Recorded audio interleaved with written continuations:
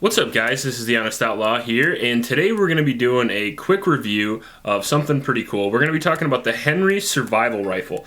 Now, I have this gun on loan from Johnson's Guns & More, which is a longtime supporter of the channel, but I didn't get to kind of abuse it like I would traditionally a gun that I own myself. Take that in consideration when you're watching this review, but I did shoot around 600 rounds through this gun during the review, so I have a pretty good feeling of what it's like, why it was made, why you should buy it, and how well it performs. So let's start with what is it. It is a very lightweight 22 LR rifle with a 16-inch barrel, and it weighs 3.5 pounds total, which is very, very light. Now, there are other guns that come close to that weight, so why would this be a great survival rifle? Well, one reason, really, and that is this entire rifle, as you see here, from the 16-inch barrel all the way down to the receiver and magazine, fit in this fairly waterproof stock. I think they call it a water-resistant stock, but I have seen videos where they submerge this in water, and it's fine. So would you want to trust that with your subpar 22 ammo? Probably not,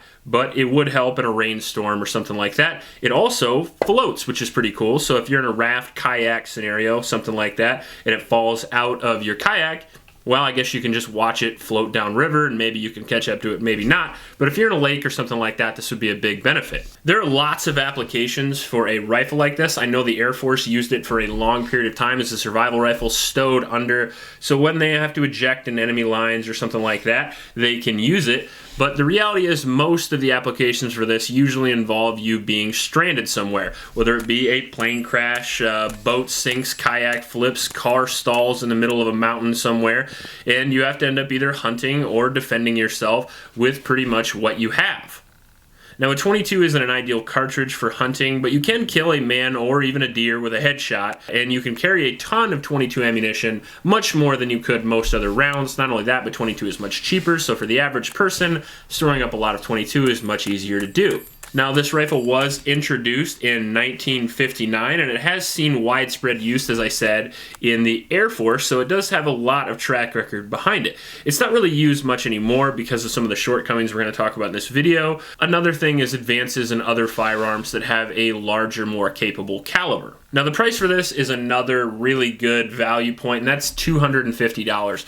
And I think that's the MSRP. I've seen these for a little cheaper than that. I think Johnson Guns & More sell these for right around $250 as well. And again, if you want to help out him because he supports this channel, there probably will be a link in the description for that. Now, the reliability was good. I was surprised. I was shooting Remington Golden Bullet and CCI, more Remington Golden Bullet than CCI because I have a lot of it. I have like 20,000 rounds of Remington Golden Bullet, but I wanted to try CCI as well because I think that if I was going to be in a kayak in Alaska and I was bringing this, I would probably bring CCI. I would probably bring probably some high pressure stuff that I think would be very reliable.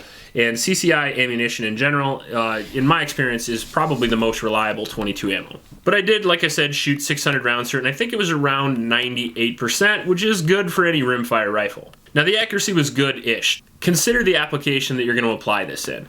Accuracy, I think, is going to be very paramount. Now, the sights on this are okay. I like the fact that it has a high def sight, but honestly, the peep sight's kind of janky, and the sights are not great, which is one big thing with accuracy. The rail that comes up here, I think is made of plastic or something. I'm not really sure. The real problem with the rail, though, is it kind of defeats the purpose of the stock, because if you put a red dot or a scope on here, you won't be able to fit it in the stock. So in my opinion, testing it with a red dot was kind of pointless. So you end up kind of stuck with this sort of shitty sighting system and pretty rough trigger. Now, the charging handle here does recess so it can fit inside the stock, and as you can see, the trigger here is not phenomenal. Wow.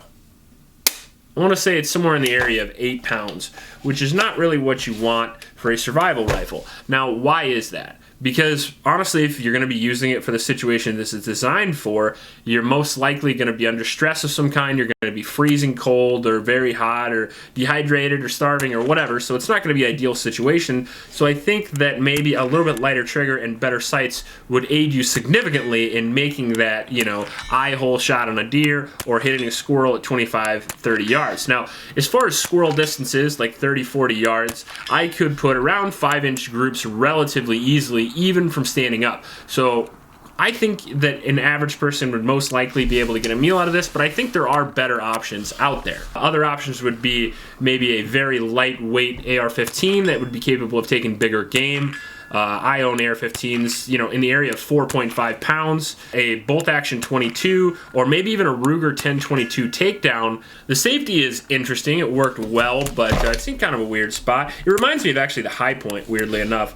The High Point has kind of a similar safety. You see there, that's safe and that's fire, so it's kind of intuitive. If you had your hand on there like this, push the safety forward, pull that incredibly heavy trigger. It comes with 2 8-round magazines, which are quality. I do wish they were more. I wish they had a higher capacity magazine. And one of the things that Henry could really do to really perk my interest in this firearm is to change the ergonomics a little bit. I don't like that the receiver sits inside the stock on the side like it does. And I get that's probably to fit the barrel down or whatever it's for, but I really don't love that, and it's kind of weird to shoulder. Another thing is because the stock is longer to fit the barrel comes off right here. You can see it twist right off, and then the receiver comes off, pull this out, and all that stuff.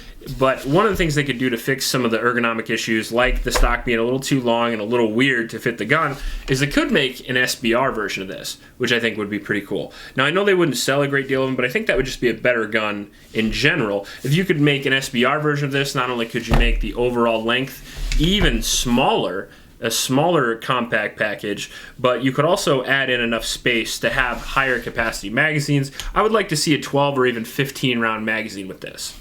Now, there's no foregrip to speak of, so you kind of have to mag well, you know, that whole 90s action movie grip, but in my testing, that worked just fine. Could you defend yourself with a Henry survival rifle?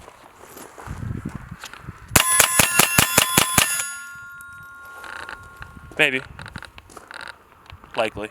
Now, some of the other downsides, it's a little weird to shoot, as I said before, because the receiver isn't centered. The sights are good, but they're not great by any means. Again, the trigger's pretty terrible, but in 22 distances could work. Accuracy, again, we talked about that already, and I would like to see an SBR version. All in all, I would give it a solid 7 out of 10. I think it's great innovation for the time, very lightweight and reliable, and it would still work today for the applications that you would need it to work for. However, I think there are options in the market today that would work better. You know, even some type of shotgun I think I would prefer, honestly, like a small 20 gauge shotgun with a folding stock or something. It would be a little bit heavier, but I think would be a little more universal. So you'd let me know if you guys think this still holds up or not. Let me know if you think I'm correct in the comment section, or what other options that you have out there that you think would be better than this. Please like the video if you enjoyed watching it. Please like and subscribe. Please help out your local homeless shelters, and remember to recycle. I'll check you later.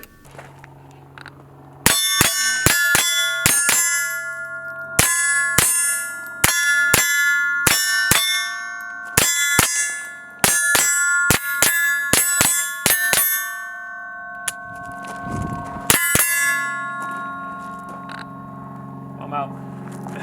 Oh boy.